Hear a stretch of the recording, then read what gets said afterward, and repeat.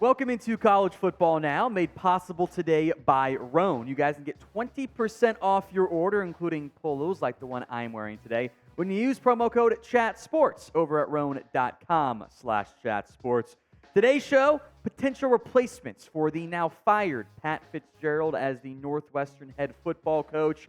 Fitzgerald was fired on Monday by the school president, as Northwestern moves on from their, I think it's safe to say, their greatest coach from a winning perspective in school history. Fitzgerald was initially given a 2-week unpaid suspension after hazing allegations from an independent report had been verified, but they didn't prove that Fitzgerald knew about it, but that they probably could have figured out if he had tried to. And then the alleged hazing consisted of some sexual behavior, according to its now former players, not just the one player here. So Fitzgerald goes from suspended to fired on Monday. He put out this statement after the firing. It says, Attorney Maggie Hickey conducted a thorough investigation spanning several months into the allegations that led to my termination. Her investigation reaffirmed what I have always maintained, that I had no knowledge whatsoever of any form of hazing within the Northwestern football program. Now, that statement comes on the heels of the change of decision from Northwestern President Michael Schill, who said this: the head coach is ultimately responsible for the culture of his team. The hazing we investigated was widespread and clearly not a secret within the program, providing Coach Fitzgerald with the opportunity to learn what was happening. Either way, the culture in Northwestern football, while incredible in some ways, was broken in others. Fitzgerald leaves Northwestern as the winningest coach in program history, and I don't know when or if that mark will end up being beat. I mean, he's got over double the wins of the second best, more than the combined of number 2 and number 3. And there is, of course, the debate about how much Fitzgerald actually knew. Is it just the plausible deniability? Did he know there was claims that he was making the signals to players that would indicate that, hey, that guy needs to be hazed? That's all, conjecture reported claims there. So what do you think? I'm sure you guys have followed the story closely enough. Should Northwestern have fired head coach Pat Fitzgerald? Y for yes, N for no. What do you guys think? You can vote in the comment section right now. Y or N. You get those votes in for me down there. Just be respectful with whatever route you go. Yes for, or Y for yes, N for no. Now, in the meantime, Northwestern does have an interim head coach. Defensive coordinator David Braun is the new head coach for Northwestern. He takes over in the short term. He had just been hired as the defensive coordinator from North Dakota State, so in theory, he's outside enough to avoid the same accusations of the hazing. So coming up next, we're going to break down 10 replacement candidates for Pat Fitzgerald at Northwestern. This is more of a longer-term approach. They could potentially try to hire someone here in the coming days and weeks for the upcoming season, although it's not exactly easy with the timing there. So we're going to break down the top 10 replacement candidates here, but I want to hear from you guys first. Who do you think Northwestern should hire as its next head coach? This will be the pinned comment on today's video, so if that ad comes here on YouTube, take advantage of it. Head down there and go vote. Number 10 on our list is Bronco Mendenhall. You'll see a common theme here. Coaches who do not have jobs currently ranked pretty highly. Mendenhall has a track record of success at other programs. He's been the Virginia head coach for a couple years. A couple games under 500, not the best results there. The BYU head coach, 99-43 with that program, had a lot of success there. 135 wins, some stability could be nice. Number 9 is Tommy Rees, the current Alabama offensive coordinator. Reese has ties to the program. He was the Northwestern graduate assistant in 2015, a Chargers offensive assistant, then takes over as the Notre Dame's quarterbacks coach from 2017 to 2019, Notre Dame OC, then took the Bama job this year. The timing is tricky here. He just took the Alabama job as the OC. Makes me feel it's unlikely that he would end up taking the Northwestern job, but the GA ties do make it worth mentioning. I am rocking a Roan polo on today's show because, let's be honest, my closet, men's closets, were very much due for a radical reinvention, and Roan has stepped up to the challenge to deliver that with the most comfortable, breathable, and flexible set of products known to mankind. You guys can get 20% off your order at roan.com/chatsports when you use promo code chatsports. That includes not just polos, but full-on dress shirts, quarter zips, pants, and more. Comfort is the name of the game when it comes to what I'm looking for and what Roan provides as well. The 4-way stretch fabric provides breathability and flexibility for whatever life ends up throwing your way, whether that's you're going to play golf, like I'm a big golfer, although it's expensive these days. I don't play as much as maybe I'd like to. And if I get a little mad, it's okay. I got the comfort. Look good, feel good, play good, right? Mobility is key, and looking good is easy now with Roan. They also have Gold Fusion anti-odor technology, so you'll be smelling fresh and clean all day long. And on top of that, Roan is 100% machine washable, so you guys can ditch the dry cleaner altogether. The Roan Commuter Collection gets you straight into whatever comes next after your workday. Roan.com/chatsports and use promo code chatsports to save 20% off your entire order. Go to RHONE.com/chatsports and use code chatsports to find your corner office comfort. Links in the comments section and the description of today's show.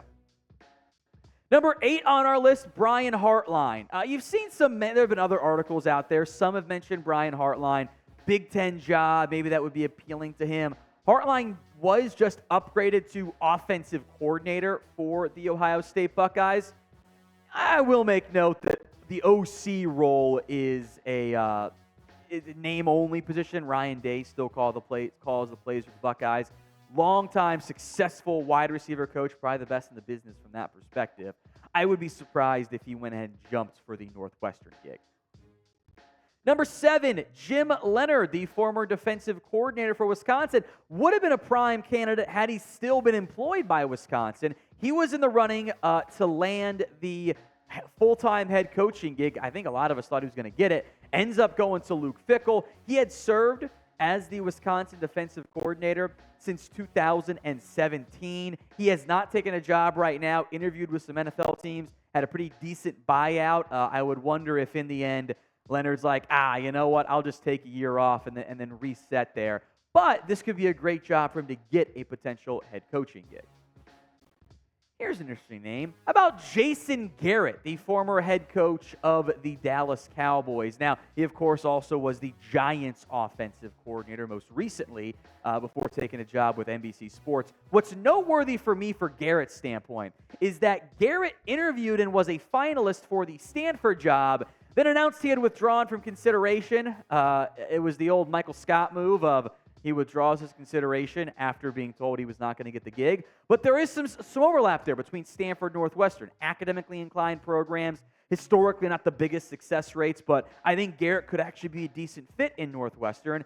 And his typical viewpoint of the mantra of the right kind of guys on his team actually could be a good fit for a Northwestern program now reeling from this hazing allegation. If you guys want even more college football videos, make sure you are subscribed. YouTube.com/chatsportstv. Free videos every single day on the NFL, the NBA, college football, and more when you guys are subbed. Number 5, this has been a popular candidate, Sherrone Moore, who I do think, if he doesn't get this job or if he passes on this job, is going to be a popular candidate in the upcoming cycle when it comes to coaching ranks. He's got a lot of positive praise around him with what he's done as the Michigan offensive coordinator / co-offensive coordinator. Moore has had some type of OC duty, whether it's co or now full-time, the last 3 seasons, 2021, 2022, 2023, simply just on the upwards track. Louisville, Central Michigan, now in Michigan from that perspective. So a lot of success so far for Sherrone Moore. I know Michigan fans do not want to lose him. One of the few sitting coaches, at least the only sitting head coach on this list, by the way, that is Chris Creighton, the Eastern Michigan head coach, who has had a pretty tremendous amount of success for what has been a doormat MAC program in recent years. Creighton has the most wins in Eastern Michigan history, the second best winning percentage, despite those numbers not being all that appealing. He's led the team to 5 different bowl games. Eastern Michigan had made 1 bowl game over the course of their history before that. He is the greatest coach in program history. A jump to Northwestern, I think, is a pretty logical next step. But the timing Great. So when it comes to the Northwestern job overall, can you rank it for me? Among all the Big Ten programs, where does it sit? I think it's kind of near the bottom because it's a tough job to win at. You're in a good location, but it's never been a recruiting powerhouse, and there's a lot of academic angles there too. So rank the job among Big Ten jobs. Sound off in the comment section. Number 3, Paul Chryst. I actually really like the top 3 here, and I think Chryst might be the most doable short-term candidate. It's a tricky timing because there's no jobs that are really open. You'd be trying to poach players, coaches. It'd be awkward with it being mid-July here. But Chryst was dismissed from Wisconsin despite a very strong track record overall and the offense having some issues there. Wisconsin, Pitt previously, Big Ten coach, has had success. If Northwestern could land Paul Chryst with everything that's going on right now, I think that'd be a pretty big get for the program. Number 2 is David Shaw, the former Stanford head coach. In many ways, Northwestern, Stanford are similar comparisons, academically inclined programs, big focal point there. David Shaw has had his name mentioned for a bunch of different jobs, in large part because of what he did at the beginning of his college career. When Shaw took over Stanford, he was 11-2, Fiesta Bowl loss, 12-2, 11-3. He won made it to 3 Rose Bowls, won 2 of them.